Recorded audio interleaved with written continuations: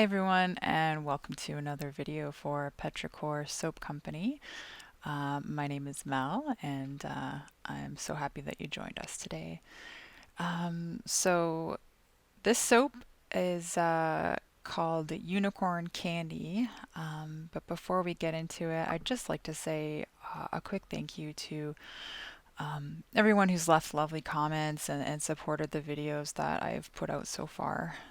It really means a lot, and especially to the new subscribers for the channel. It's really encouraging and makes me want to keep, you know, putting out content for you guys. So we're just starting out here. The first thing I did was add my oat milk into my base oils that are already melted, and then I just added the lye solution there. Um, so it's a little bit cooler in the house the day that I'm making this soap, not as hot as it was before. So um, I didn't struggle quite as much with the recipe thickening up, but it still moved a little bit quicker than I like. So each time I'm still tweaking the amount of oat milk that I'm putting in the recipe and the water discount just to come up with something that I'm happy with. What I'm doing there is just checking for emulsion. I'm looking for a really light emulsion before I split off the batter. Um, but yeah, I mean, a lot of soaping is just trial and error. You just keep doing things, and especially with this fragrance and design, this is a brand new soap for me. I'd never made this one before, so everything I'm doing is just a test, and the next time that I make the soap, it's going to be different and just improve on the things for next time. Um, there was a little bit more in that container than I wanted. That's going to be the top white layer. Um, and I I didn't want it to be a huge amount of white left on the top. The colors that I am adding in here, the pinky color is Romantic Red from Windy Point, and then the purple is Purple Violet. Um, I wanted to have more of a pastel tone.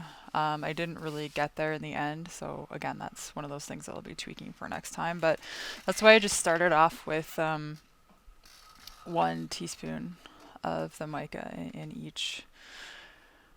Um, and it wasn't as there wasn't as much color saturation as I was hoping with just the 1 teaspoon, so I'll add more in shortly. And I am starting by hand mixing in the colors because, again, I was trying to keep the batter as thin as I could to begin with.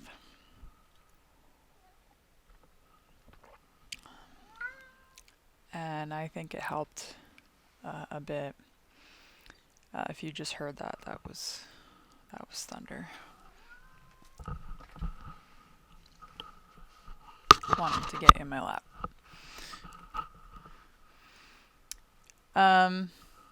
So yeah, I'm just hand mixing in colors, and when you see me sort of zhuzh the containers every now and again, that's me trying to check how fluid the batter is. So I do that quite often when I'm soaping, especially if I'm working with something that I'm not used to working with before. It's just a way to check whether things are moving quicker on you than you would expect. You'll see thunder come through this video a few times, and I just wanted to mention that our cats are pretty old and they don't go jumping up on counters or anything like that. But if you do have young animals or children, it's a good idea not to have them around when you're making soap. Um, I don't make soap making tutorials. This is just sort of like a look into what I do. So there's a lot of really great channels out there that will give you all the safety tips and steps on how to actually make soap. But yeah, this is just a glimpse into my process.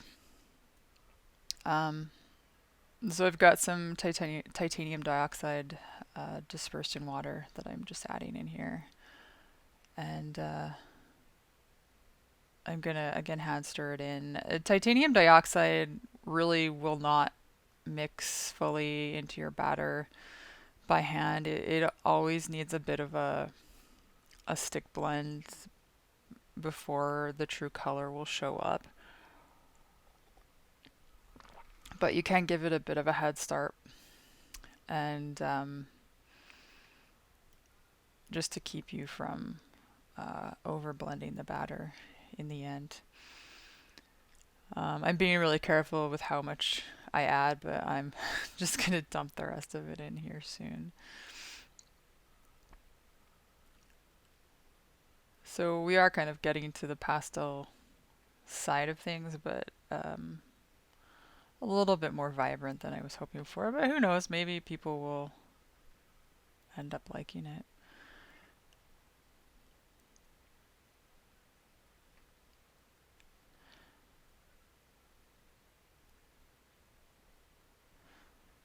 And the plan for this one is just the three colors. So we're going to have purple, pink, and then a white top. And I'm just adding in the fragrance oil now. Really love this fragrance. It's a mix of like fruity, different fruits, apples, citrus, berries, and there's a little bit of floral to support it. Kind of a sweet, fruity, floral scent. I thought it went well with the theme of unicorns and girly things. The soap is pretty much a big departure from what I usually do for my designs. I'm usually a lot more kind of organic, um, but I've really wanted to do a unicorn soap for a long time. I loved unicorns as a child. I collected them, figures and posters and you name it. I was obsessed with unicorns. So this is sort of a self-indulgent uh, design, and that's okay. What's the point of making soap if you can't make something that makes you happy once in a while, or making anything really? So I decided to do an in the pot swirl, what we call an in the pot swirl. I'm just adding the purple into the pink, and scraping everything out because I don't need any more of that color. And then we're going to get this stuck into the mold. I don't usually do in the pot swirls. This is, yeah, I usually do drop swirls, so this is a new one for me. In retrospect, I think I should have put a chopstick through it at this point because I would have liked it to be a little bit more swirly, but I think it still turned out pretty nice the way that it did. Because it is getting a touch more thicker now, it didn't quite swirl and mix as much as I wanted it to, which sometimes that's what you're going with for a drop swirl. You want it to be, or sorry, an in the pot swirl, you want it to be a little thicker so that it doesn't muddy up. But yeah, I think it's still alright. So just smoothing out the top and getting ready to do the white layer that's going to go on top of everything.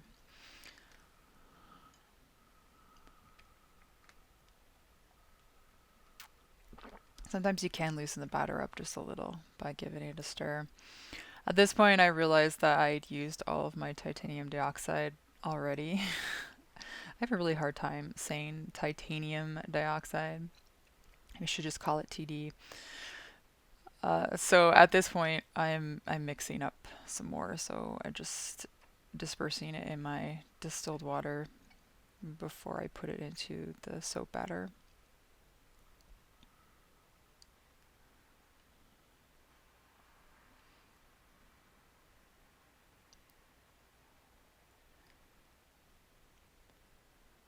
And trying to get most of it. You can see me struggling. I wasn't sure if I wanted to add the whole thing, but eventually I decided to. Um, Again, that's the hard thing about doing the design for the first time. When you've got it all written down and you're just following what you did before, it's a lot easier. But you got to make those decisions as you go along when you're doing something for the first time. So just getting it all mixed in because it is quite thick. I still have to stick blend it because, like I said, with the TD, you kind of need to give it a stick blend before it fully incorporates. But I wanted to blend it as little as possible. Um, when I had originally planned out the design for the soap, I thought I might do a drop swirl with the white into that, but it just got too thick to be able to do that, so I had to settle for a layer, kind of like almost a frosted layer on top. And that's okay. The soap kind of does what the soap wants to do, despite all your best laid plans.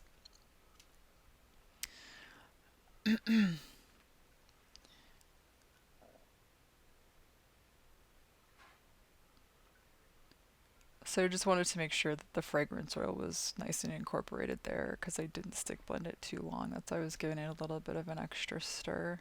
So you see, it's not too bad. It's definitely not too thick, but not thin enough or to do a drop swirl, and the base certainly wasn't thin enough to do the drop swirl that I had been thinking of.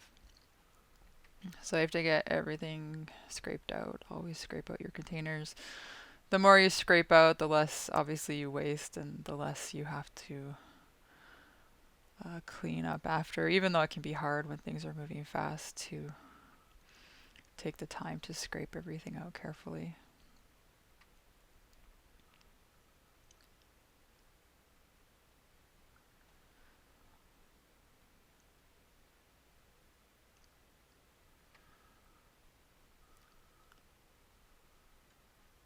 And then we'll just get on to texturing up the top in a second here. So I hope everyone's having a great week. I've had a pretty good week here. I've been trying to film a bit more of what I'm doing. Just little things that I don't know if they're very interesting, but I'm going to film them and put them together in a kind of vlog style video, and we'll see if you guys like that. I have a couple more soaps that I think I'm going to be getting done in time for Christmas, and I have just signed on for a market for November 13th, so I'll be giving more details about that coming up soon. But I'm looking forward to that one. Hopefully it's good. I don't have any other Christmas markets on the schedule, but we'll see as time goes on here. So I've just cleaned up the edges, and now I am taking this mica from Fizz Fairy, the new mica, sparkly mica that I got. I've never worked with it before. I don't have a duster, so I decided to get an old but clean makeup brush and try applying it that way. I was really careful at first, and then I got a lot more liberal with just kind of smacking on the glitter, and I'm sure I inhaled a pound of glitter. I shouldn't say glitter. It's not a glitter. It's not an eco glitter. It's a skin safe mica. So I decided for this soap that I wanted to try out candy sprinkles for the first time. So these are sprinkles that I just purchased at the store at Michael's.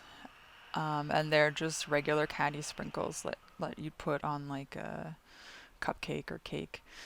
I've never tried candy sprinkles on soap before. I had no idea what they were going to do. My biggest fear was that they were going to melt, and they somewhat have. As the soap has a certain amount of water content in it. And it also, the saponification creates a natural sort of glycerin, which also is a humectant, so it draws moisture out of the air. So as the soap is sitting, it's drawing moisture into the candies, and they're sort of bleeding a bit and melting a bit. They still are. I checked it again today.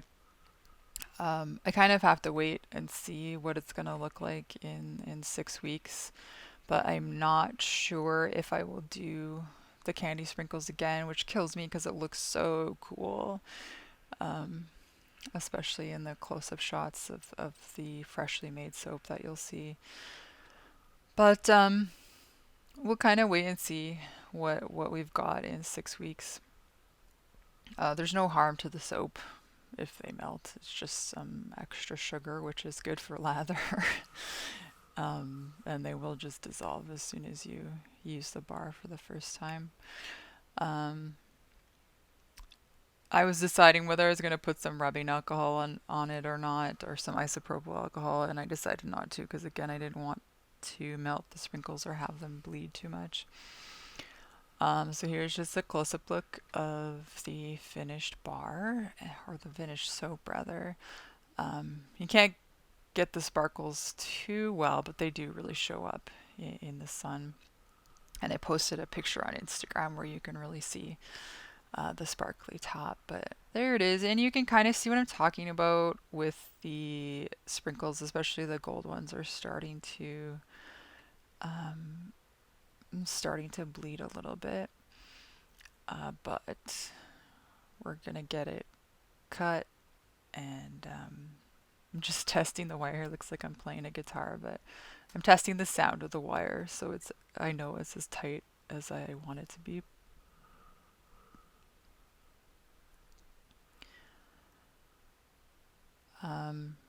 The soap is still pretty soft out of the mold. This new recipe that I'm working with, this is a little over 24 hours. No, 48.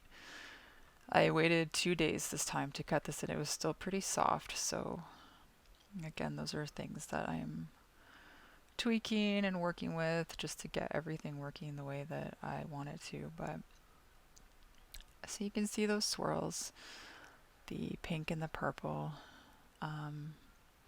It's a little bit difficult to see on camera here, but this did heat up enough in the center to where I got glycerin rivers in the base, which is really just an aesthetic thing. Glycerin rivers don't affect the use of the soap in any way, and it still looks really cool in my opinion. But yeah, that can happen when your soap gets a little bit too hot, and especially it seems to happen if there's titanium dioxide in it as well. I don't know if you can get glycerin rivers without titanium dioxide. If you know, you can definitely throw it down there in the comments, but I don't have it happen often. But the oat milk now is causing things to get a little bit hotter than usual. But it's worth it. I am determined to get this oat milk recipe to work because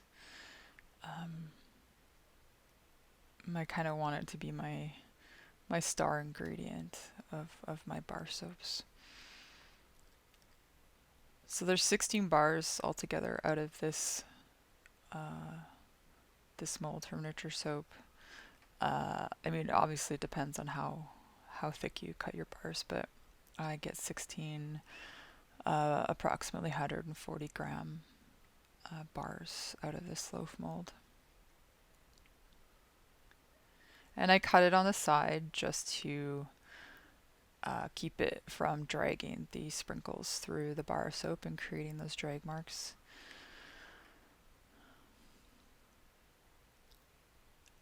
And you'll see in a second here, I set a bar aside to show you, and I picked like the only bar that has a air bubble in it. But you know what?